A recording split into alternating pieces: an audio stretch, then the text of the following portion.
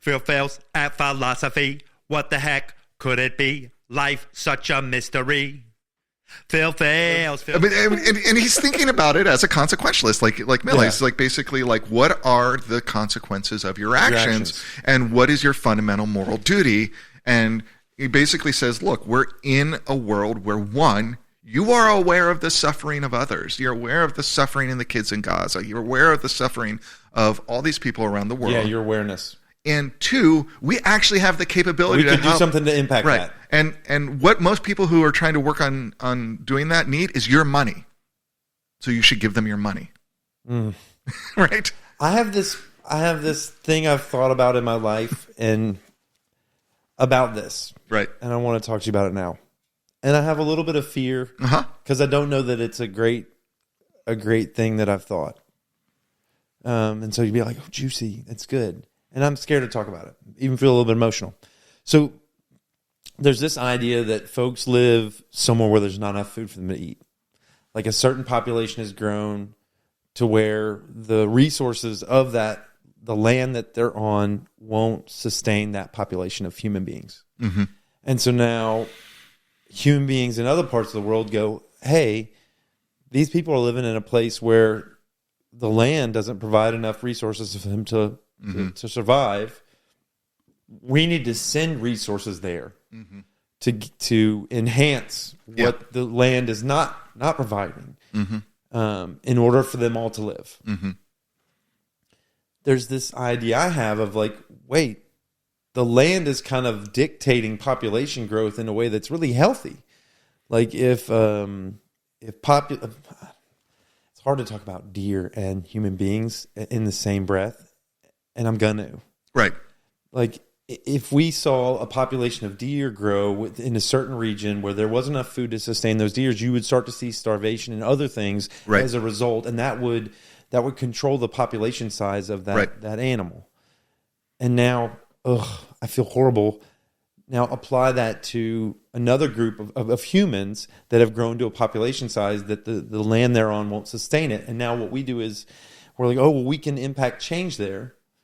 We can send money to people that can send rice to a place and then forever tie these people to external resources in order to survive, thereby making them the ultimate, servants. They have their what's the word when you codependent, right, or just dependent. Yeah, not even like. I mean, if you're just fully dependent on these food, right. When I was growing up, it's like you could send a nickel a month and we could feed all these people. Right. And I'm like, well, should we feed them? They should leave those places and go to places where the land is providing more food. Not like, let's send stuff to this place that doesn't provide enough food and leave them there. And so this is where I think consequentialism for me is like, how do we understand the consequences of our actions? That's exactly what he's saying. Down the road. Right. Yeah, exactly. Wait, you just said that. I don't understand what you mean when you say that's exactly what he's saying. That's exactly what Mill is saying in utilitarianism and in consequentialism is like, think through the actual consequences of what you're doing and the amount of good that comes from that action. And so you could take an action that morally seems good. Yeah, it's like a bunch of like famous people get to take up this charge and this flag of, oh, I'm saving human beings, and they get to be seen as, but what they're actually doing is making a whole group of human beings. And even if we take that out, like even if we take out the kind of like, oh, they're just like doing it for, like maybe they have genuine moral motivation, and they just and we have that all the time in our lives. We have things that seem like the good thing to do, and we seem like we have good reasons to do it. But I think when we listen to consequentialist thinkers and what they have to tell us, it is a good thing. Like, but is the result of your action going to actually produce a good result for the people you're trying to help? Yeah. And is that result, like, maybe there's a good immediate result, but is there a good, I mean, and it's as simple as like, you have a child. You want your child to be happy. Mm-hmm. They're asking you for a sugary dessert. in the most immediate sense, the best way to make them hot is to give them the sugary dessert. Can't give them the sugary dessert. So you have to consider sort of what's going downstream. Maybe even consider not only these people, but the land that they're living on. They're going to grow the population size more because we're sending them all this food, and now the land is actually going to suffer. So it's like seeing in this holistic way of not only the people, but the land and the people and the land, and then the maybe the animals and the plants that live on that land. And I mean, this is an important question for consequentialist thinkers. Like, who counts? Is it human beings? Is it just human beings, or is it right? Mother Singer, Earth, Gaia? Singer, who I was mentioning earlier with that, like he's one of the first philosophers who really develops kind of philosophical ethics around animal rights in a book called Animal Liberation, where he makes an argument that we've basically failed.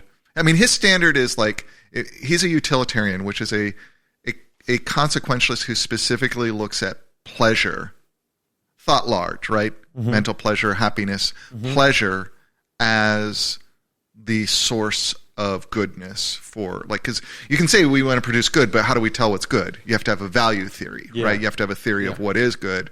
Classically, Mill, before him, Bentham, who developed utilitarianism, utilitarian thinkers like Singer, they look to pleasure, they look to happiness, they look to that as the judge of what is good, right? And so what Singer basically argues, I'm oversimplifying this, right? Yeah. But he basically argues that, like, look, we know animals experience pleasure and pain. Therefore, we have to give them moral consideration, right? Well, how do you apply that then to your gardener? Right. How do you apply that to plants? When a plant thrives, you got to think, this thriving plant doesn't have brown edges. Right. Is there like levels of sentience that count or don't? Yeah, those are important questions to figure out, right? Where do we draw the line? Is it humans and then animals? Is it humans, animals, and then plants? And like what is thriving? I think those are interesting recreational questions to ask that have some impact on what we do. But I also think those become the kind of, it's almost like a Soviet whataboutism, right? It's a way to like stop actually taking action and doing the right thing and making a decision by going into all the different things or possibilities or whatnot. Yeah.